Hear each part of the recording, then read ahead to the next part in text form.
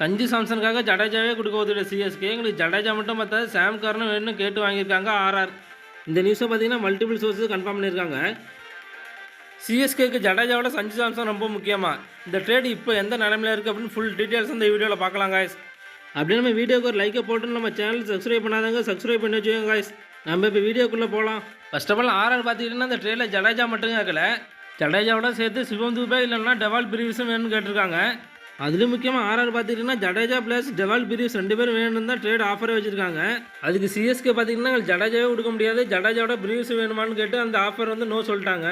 ஆனால் இப்போ kick base என்ன சொல்கிறாங்கன்னு பார்த்தீங்கன்னா சிஎஸ்கே வந்து சஞ்சு சாம்சனுக்கு பதிலாக ஜடேஜா ப்ளஸ் சாம் கரன் 2 பேரையும் ஆர்ஆர் கொடுக்க ஒத்துக்கிட்டாங்க. இந்த ட்ரேட் ஆல்மோஸ்ட் டன் அப்படின்னு போட்டிருக்காங்க.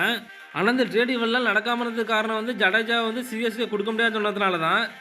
இப்போ பார்த்தீங்கன்னா ஜடேஜா ப்ளஸ் சாம் கரன் 2 பேரும் சேர்த்து கொடுக்குறாங்க. சிஎஸ்கேக்கு பார்த்தீங்கன்னா சஞ்சு சாம்சன் தேவை தான், ஆனால் அதுக்குன்னு ஜடேஜா கொடுத்துட்டு சஞ்சு சாம்சன் வாங்குறதா கொஞ்சம் ஏற்றுக்க முடியல.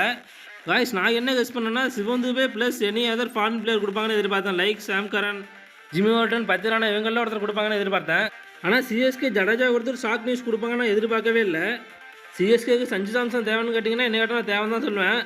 சிஎஸ்கேக்கு டோனுக்கு பிறகு பார்த்தீங்கன்னா ஒரு பிராண்ட் வேல்யூ இன்க்ரீஸ் பண்ணுற மாதிரி பிளேயர் யாருமே இல்லை. பிராண்டோட சேர்த்து சஞ்சு சாம்சன் பிளேயராகவுமே சிஎஸ்கேக்கு ரொம்ப முக்கியம். இவர் விக்கெட் கீப்பிங் பண்ணுறதோட மட்டும் இல்லாமல் ஒரு கேப்டன்சி மட்டும் இல்லாமல் ரொம்ப யூஸ்ஃபுல்லாக இருப்பார்.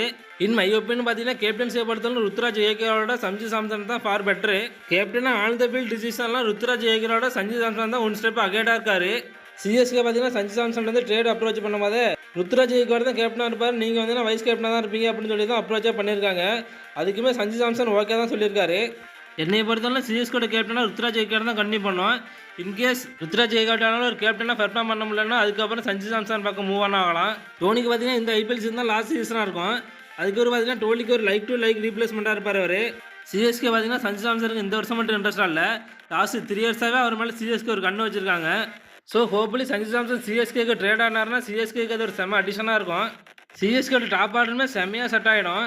சஞ்சு சாம்சன் வந்து சிஎஸ்கேக்கு வர்றது சிஎஸ்கே ஃபேன்ஸ்க்குலாம் கேபி நியூஸாக இருந்தாலும் மறுபக்கம் ஜடேஜா போடுறது தான் கொஞ்சம் ஷேர் நியூஸாக இருக்கும். ஜடேஜா வந்து ஆர்ஆருக்கு மூவ் ஆனானா ஜடேஜா எங்கே ஐபிஎல் கரியரை ஸ்டார்ட் பண்ணாரோ அங்கேயே அவரோட ஐபிஎல் கரியர் வந்து எண்ட் ஆகிறதுக்கான வாய்ப்புகள் அதிகமாக இருக்குது. ஜடேஜா நம்ம ஐபிஎல் ஸ்டார்ட் பண்ணது ஆர்ஆர் கூட இருந்தாலும் 12 இயர்ஸ் சிஎஸ்கே வந்து ப்ளே பண்ணியிருக்காரு அவர். இந்த ட்ரேடு என்னன்னா ஒரு பக்கம் சிஎஸ்கே ஃபேன்ஸ் கேபி நியூஸாக இருந்தாலும் இன்னொரு பக்கம் பிக்கஸ்ட் ஹார்ட் பிரேக் நியூஸாக இருக்கும்.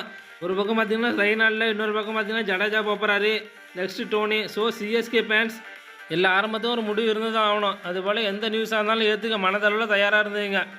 ஸோ இந்த ட்ரேடில் பார்த்தீங்கன்னா ஒரு சின்ன ட்விஸ்ட் இருக்கிறதுக்கு ஒரு வாய்ப்பு இருக்குது காய்ஸ்.